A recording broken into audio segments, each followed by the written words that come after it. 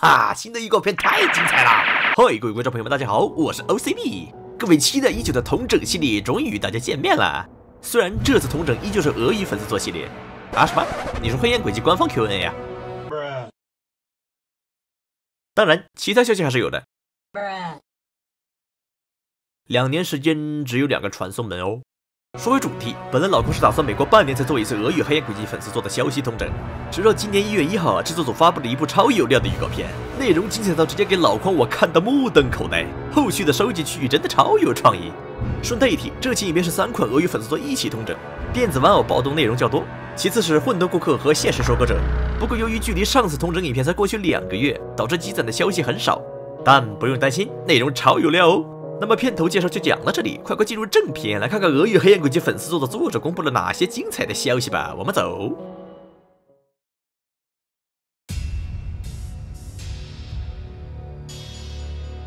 首先是电子玩偶暴动预告片及预告图部分，在1月1号时，作者先后发布了2部影片，一部实机预告，一部原型体语音揭露，让我们一起来看一下吧。Никто не выходил отсюда живым после меня! Никто!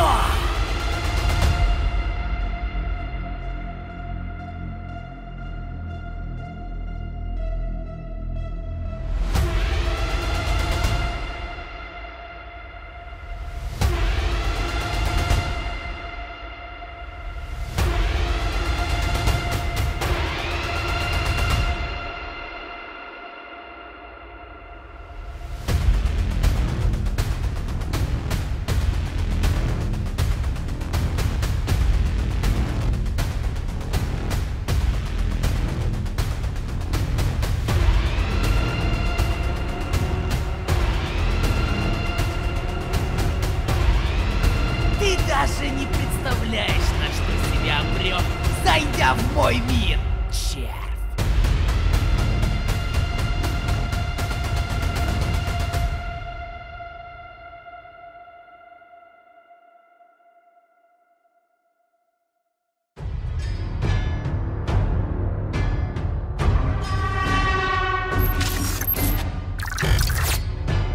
Ты куда подевался? И это все, что ты можешь? Хочешь прикол? Выходи и покажу. Надеюсь, у тебя нет аллергии на вечеринки? Еще один день, еще одно убийство. Ну что ж, давай посмотрим, насколько ты удачлив. Клоны! Найти и принести его тупую башку ко мне!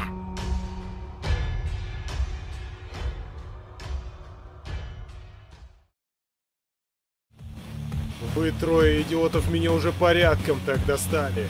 Пора мне самому с вами разобраться. Да он в нас сомневается. Ну что, ребята, покажем ему истинную силу Джой Гэнг! Вперед, моя банда! Вперед!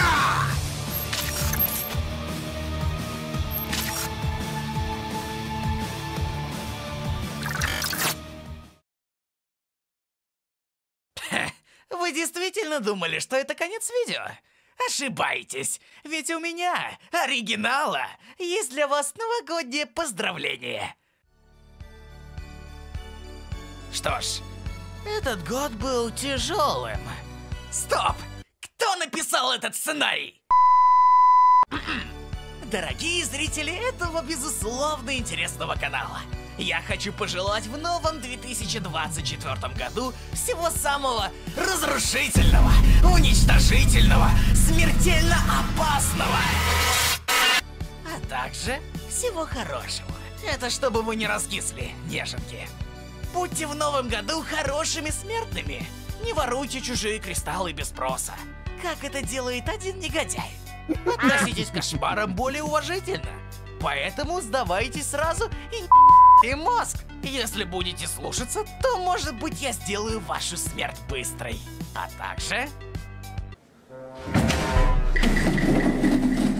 также не забывайте о своих начинаниях. Ведь если вы задумали захватить мир и поглотить его, то не нужно останавливаться ни на чем. У тебя ушастые заметные проблемы с гневом. Ты не думал к нам записаться? Вы случаем не охуели? Это мое новогоднее поздравление! Хочешь пободаться, ушастый? Драка! Похоже, мне стоит завершить это поздравление. Поздравляю всех с новым 2024 годом. Желаю, чтобы ваши надежды и мечты в новом году обязательно сбылись. Увидимся в следующих актах наших игр. Ну а я пойду отмечать. Всем чао.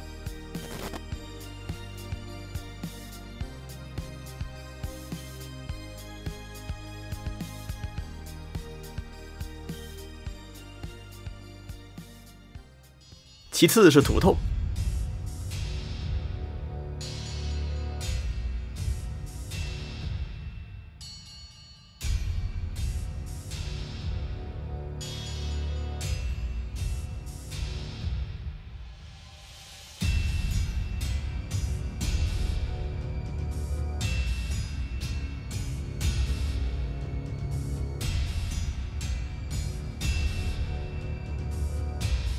首先，让我们来逐帧的解析这部实机预告吧。先来看到区域的内容，果真像上期所猜的那样啊，他们翻修了整个区域，新场景相比原版去掉的淡蓝色的雾气氛围，视觉上看起来更加舒适，而且少了迷雾对视野上的阻碍。只要不是拐角遇到怪物，肯定可以轻轻松松看到直线视野内的远处的怪物，并且再慢放还可以发现区域增加了下雨天气啊，感觉真晚上之后肯定会犯困，下雨天是最适合睡觉的天气了。然后是去一的新增内容，这个扫地的 Lucky 以及戴着安全头盔的 Hungry 肯定会跟混沌顾客中那些强的人体模型一样，属于地图装饰物，不会对玩家起到威胁。哎呀，能近距离观摩敌人还不会被跳杀，还是很赞的哦。再来是这些小兔子 ，AI 行为上可以通过这一段看到，它们就像戒指熊一样，看到玩家会逃跑，而且还不止一只。不过别看小兔子这么可爱，它还是会给玩家们带来危险的哦。通过更慢的慢放看这个片段。我们会发现，如果碰到这只小兔子，它会变成一滩不明的彩色液体糊满玩家的屏幕，而且这个液体还会挡住玩家的地图，这下有点难搞了呀！不仅要面对突如其来的炸弹、疯狗一样的 Lucky 和很多单行路的铁门，现在区一又新添了一个影响视野的威胁。哦，等一下，不光区一，区二也有。这个片段一开始就被液体糊脸，等液体散开后，我们可以发现，我们正处在区二一处场景的2楼。不过幸好，小兔子看到我们并不会朝我们跑过来，而是逃离我们，并且细看还会发现这些小王八蛋并没有我们的加速快，只要不是被快过我们的 Lucky 追，就不怕在逃跑时追上他们并被糊一脸液体了。希望这些小兔子能像那些炸弹熊一样，可以被眩晕炸死吧。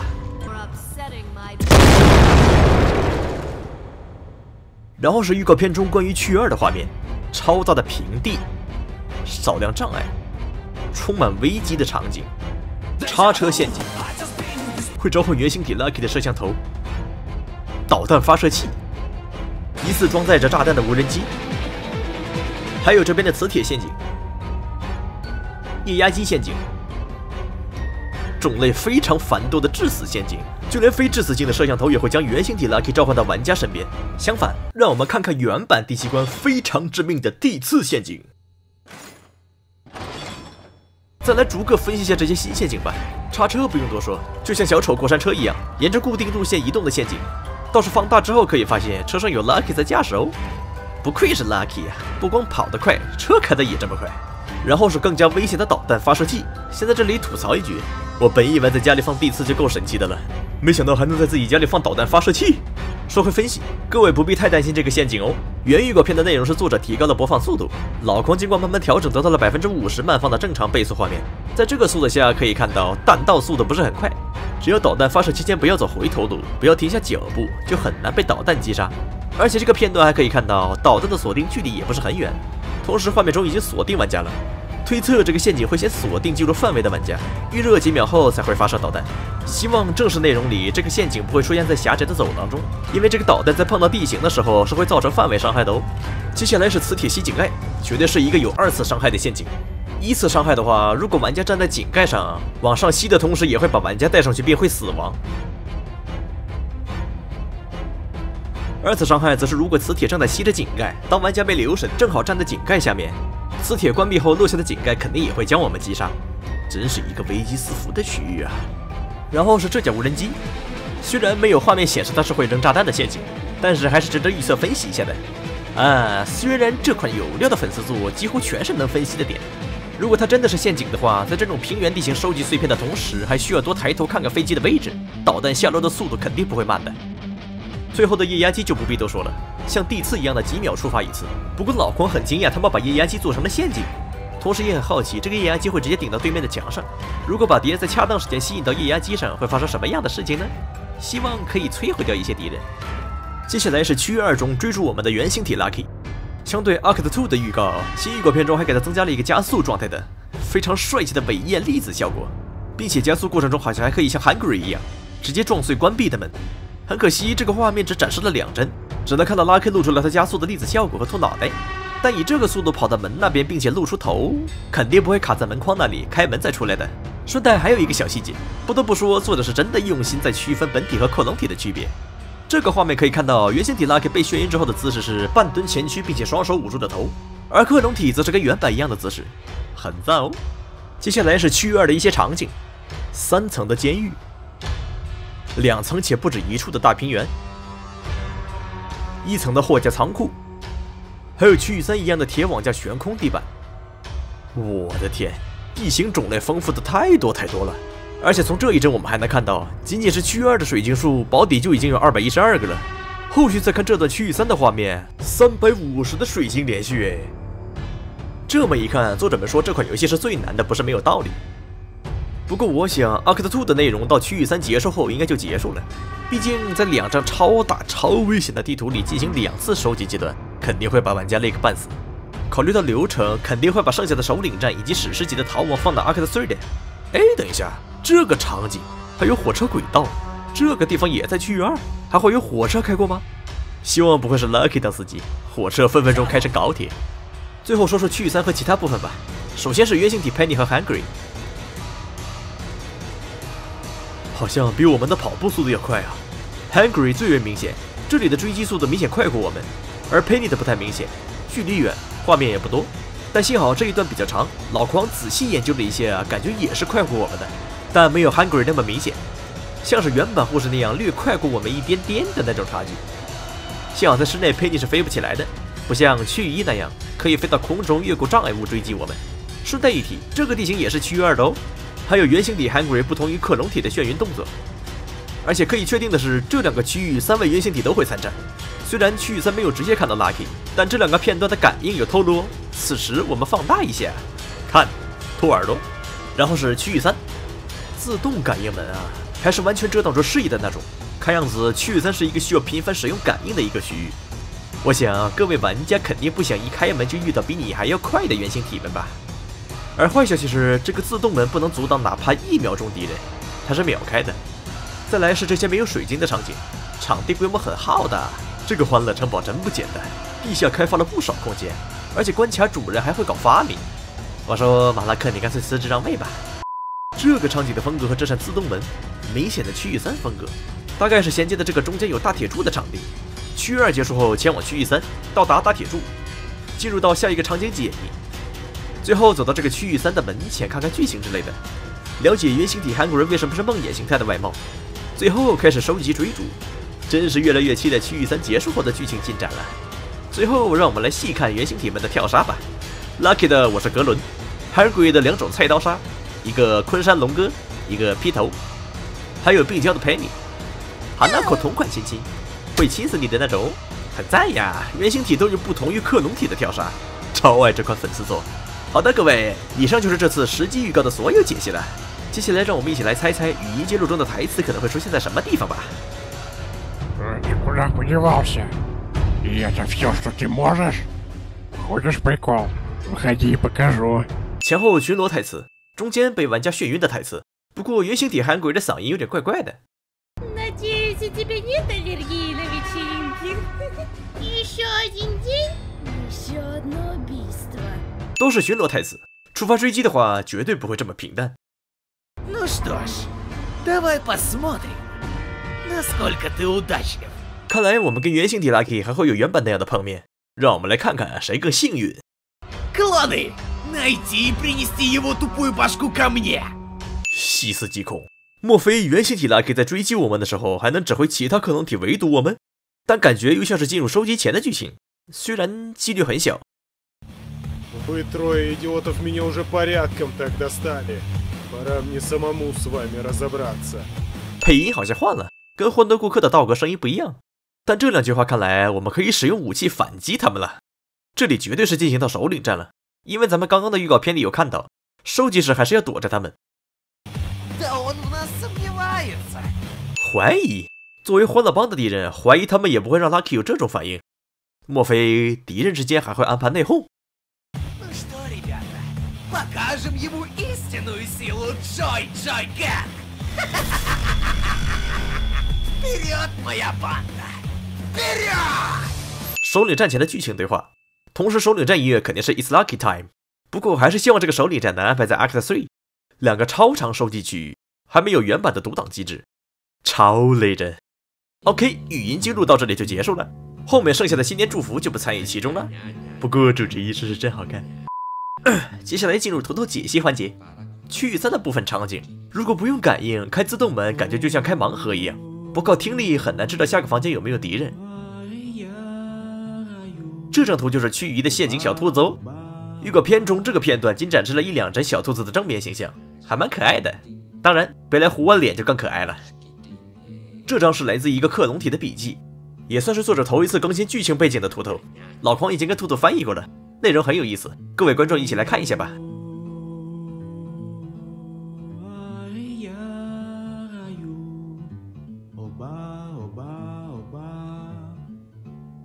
这工厂有点黑心啊，辞职之后人就没了。通过 Act 1中场剧情还能看到原型体 Lucky 对待克隆的态度，感觉语音接住的怀疑是对克隆体说的。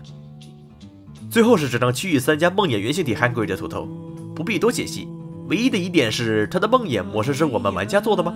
各位专家会有怎样的猜测呢？欢迎分享各位的看法。好了，观众们，以上就是预告片及预告图的所有内容了。由于制作组没有更新新的 OST， 所以我们直接蹦到制作组 QA 环节吧。冲！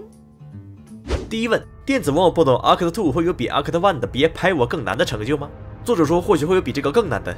另一位制作组成员补刀说别拍我2，啥成就都好，我上过 Act 2也行，千万别是别拍我2，这个鬼成就比1枚通关都要难，更别说 Act 2的地图规模和阴间的摄像头了，祈求作者仁慈一点。第二问，关于欢乐帮成员们的速度，1至10分你会给几分？7分，但原型体 Lucky 是8分。不知道这个速度的评分和 RR 那部分的某个问题使用的是否是同一套衡量标准？如果是的话，这意味着欢乐帮3位原型机的常态追击速度都和玩家的加速同速，而原型机 Lucky 的加速速度更是能够超过玩家的加速技能。预告片里应该只是为了便于展示，才刻意将 Lucky 的速度调低了。这可有点棘手了啊！面对3个常态就和玩家的加速同速的原型机，这对于新手来讲肯定又会是一场折磨。不过猪猪鱼跑得这么快是充钱了吗？第三问，电子旺碰到 Act 2的碎片数量会更多吗？作者回复比 Act 1还要多。感觉就是板上钉钉的事情了。AA 目前的1阶段和2阶段总共只有362个碎片，这个数量属实算不上多。区域2下半场的地图看着就大，不多安排点碎片的话，的确说不过去。而且还有上下层的划分，希望到时候做无地图挑战的时候，不会因为地图太大而迷路吧。第四问，电子旺碰到 Act 2会在2024年的什么时候发布？2024年第3季度。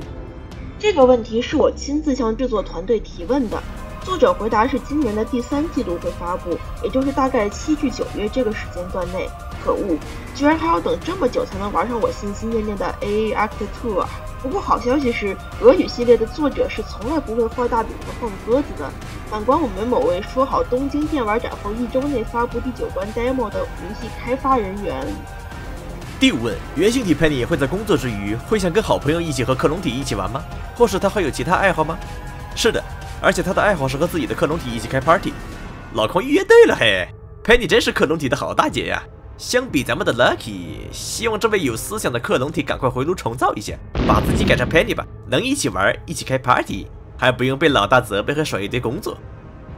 第6问，这张预告图是在什么地方？为什么 Hungry 是破损的状态？这算不算可以说明我们可以摧毁它，或是它的基础外貌改变了？作者讲这个地方在区域3，而且是的，你可以干掉它。好嘛，语音揭露的那段反击属实了。也难怪道哥会在混沌顾客中能直接拿起水管跟傀儡大师硬碰硬，看来都是在欢乐帮这里练出来的。很期待原型体师傅们能教给我们怎样的近战打法，以及我们会怎么对抗向位猛冲的拥有者兼欢乐帮的老大原型体 Lucky。第7问，2024年你们会先发布哪个游戏？可能是现实收割者，或是电子玩偶暴动。目前已经确定了电子玩偶暴动大概会在今年的第3季度，那么现实收割者8、9不离10会在电子玩偶暴动的前后1、2个月左右，肯定不会超过3个月。这个时间间隔也不会导致系列粉丝做的热度下降，而且也是我们第一次玩到现实收割者的正式版本。最后一问，电子玩偶暴动的哪个区域最难？作者回复区域3。俄语系列就是俄语系列啊，真的在努力还原当时官方为欢乐帮的难度做的宣传啊。原版欢乐帮的3阶段地图真是小之又小，即使不开平板，想吃完也没有什么难度。加上原版最低级的磁铁强度都很逆天，更是让欢乐帮的3阶段很难让人觉得达到了当时的预期。不过目前根据俄语系列的质量来看，他们的3阶段可能确实会是最有挑战性的一个区域，非常期待哦。那么好的，以上就是电子玩偶暴动的全部统整啦。接下来让我们前往混沌顾客区域吧，我们走。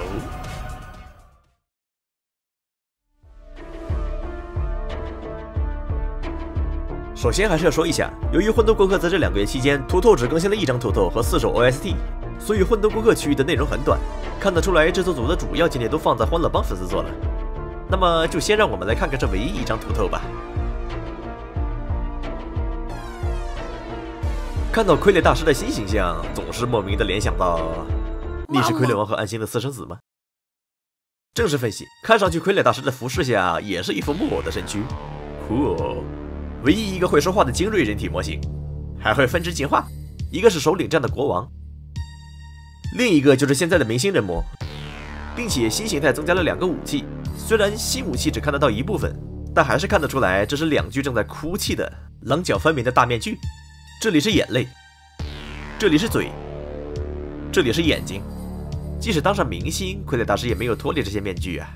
在 Act 1的首领战，他就是用这些面具当弹幕射向我们的。接下来进入 OST 试听及解析环节。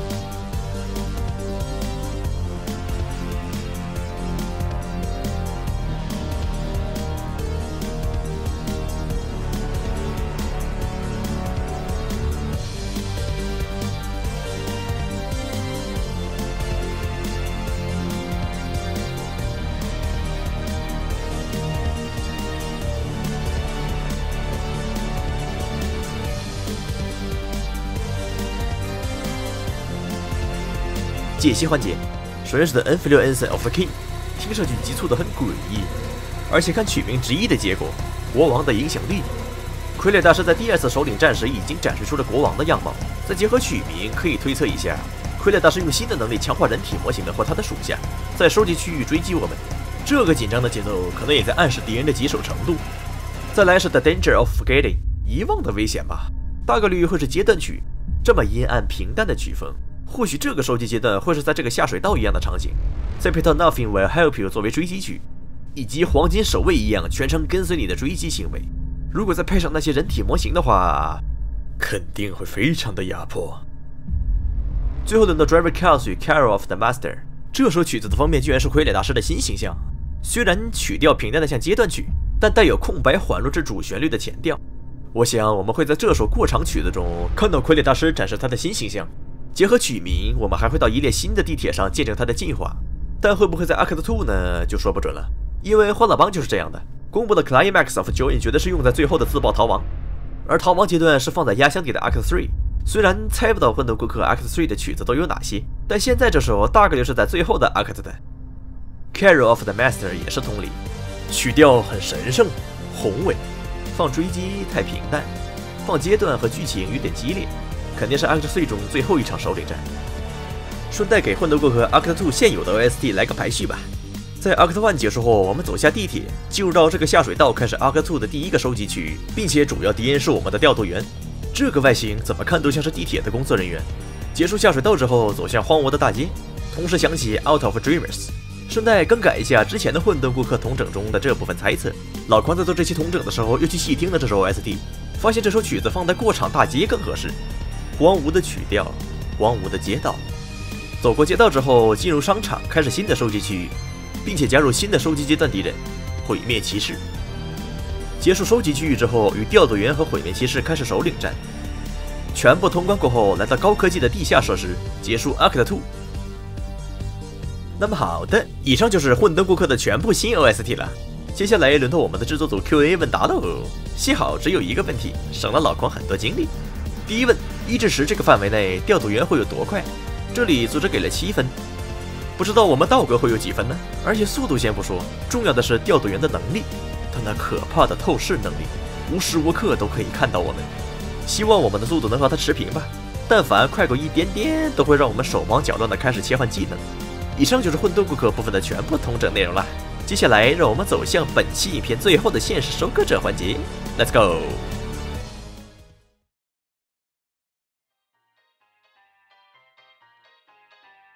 欢迎来到现实收割者区域。